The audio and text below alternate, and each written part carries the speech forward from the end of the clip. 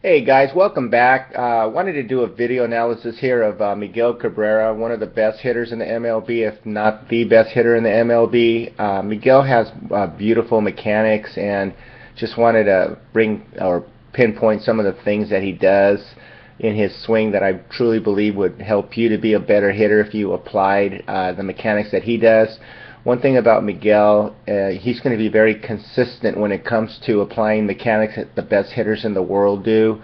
And just want to get started here so you can see what he does. And again, what he does is very common with pretty much all top MLB hitters. Not all of them do exactly what he's doing, of course, but for the most part, the vast majority are all in the same category of applying the mechanics that Miguel does. And Miguel, I believe, has one of the best point of contacts of Major League Baseball, meaning that he keeps a bat at an angle for success. In other words, so the bat can stay in the strike zones for such a long time and hits through the ball with such great power that he's able to hit balls that a lot of players in the MLB are not able to. So anyway, let's get started here. As you can see here, I have an arrow on his back hip, and you're going to see that Miguel has very, very nice weight transfer. And you see this in a lot of top MLB players. They allow their body to get forward, and he has a very nice negative move where he gathers himself right here. And this is like a twofold process here for him. It helps him with getting his momentum going to the front side, and also it's a timing mechanism. So in off-speed pitches, he can time the pitch a little better.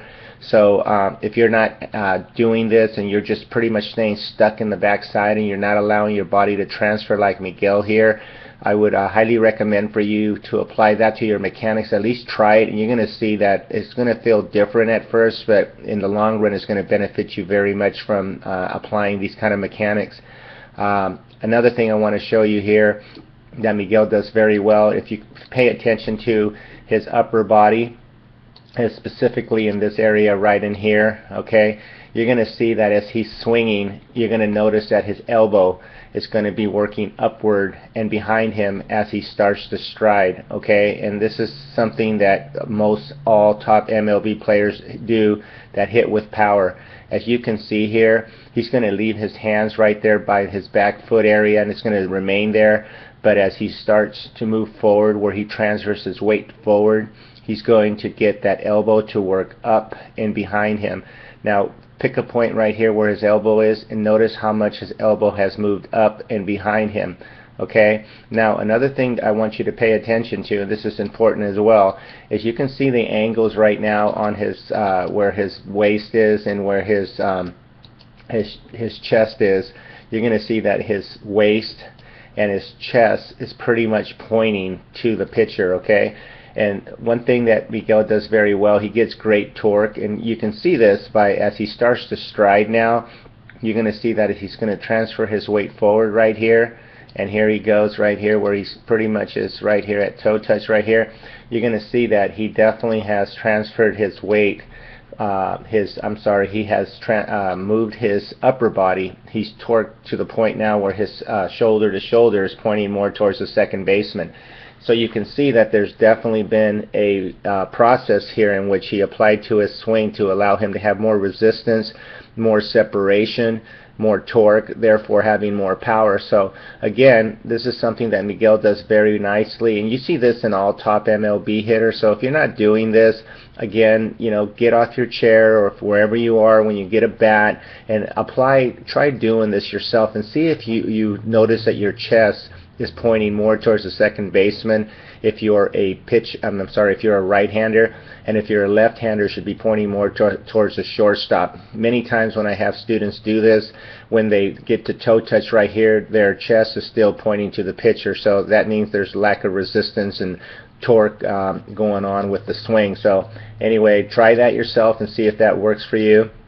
Another thing I want to show you here, as Miguel gets to the point where he gets to heel plant, he's going to get to the point where if you notice where his hands are, watch how long and it's long relative to a slow motion frame here, but if you see what is going on here with his swing, as he starts to rotate, you notice that his hands stay very close to the deltoid area as he starts to rotate. In other words, his hands are not dropping down. He's basically staying very nicely connected, and one of the reasons you want to do this is it keeps you in plane longer with the pitch, and secondly, when you get disconnected, you lose power, you lose a lot of opportunities to stay with the pitch, okay? By doing this, he's using the lower body very nicely. He's using great lower body mechanics. He stays very nicely connected. So try this yourself. When you get to heel plant, make sure your hands are still up there by the deltoid area. Another thing you're going to notice that the bat at this part of the swing, it stays very nicely connected up here, okay? Many times a player's swing, I notice that when I'm analyzing them in slow motion, their bat is already flaring off. In other words, it would be behind them and getting flatter. With Miguel Cabrera, he keeps that angle, that hinge very nicely through his swing. Very nice job here with Miguel. So anyway, if you're swinging and your hands are dropping, try to have that resistance and keep your hands as long as you can up there by the deltoid area. Miguel, again, one of the best at doing this in the MLB. As he starts to swing now, where he gets to the point of contact, you're going to notice something here that he does very nicely, and I want you to focus more on his elbow right here, okay? And I'm going to just draw a little arrow right here by his elbow so you can see that. Alright, and I want you to focus on what's going on here with his swing. As Miguel starts to swing, his elbow starts to move up and his bat is dropping back and behind him right into the strike zone, meaning this is the lag part of the bat of the swing.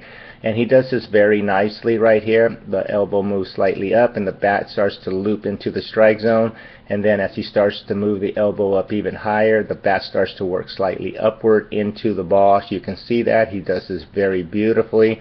Notice that. Okay, and Miguel Cabrera, again, like I mentioned earlier, he's one of the best in the MLB when it comes to the point of contact. He works his upper body mechanics beautifully, as well as having beautiful lower body mechanics. See what's going on here with his elbow? It's moving slightly upward, and the bat now is working slightly upward as well because he's rotating. At first, the purpose of getting that heel down and getting that elbow to work up allows you to drop the bat and loops the bat right into the strike zone immediately right there. And as he continues to work up, he's going to let the bat work upward, and the bat's going to have like about a 10-degree upward swing. Anyway, Miguel Cabrera, you can see beautiful extension here, just beautiful mechanics, and I hope this video helped you. There's a lot of things that Miguel does that take a long time for an individual to apply to their own swings, but if you can apply some of these things I just shared with you in this video, I truly believe it'll help you to be a better hitter. Thank you for watching Maximum Bat Speed, and I hope to see you soon. You guys take care.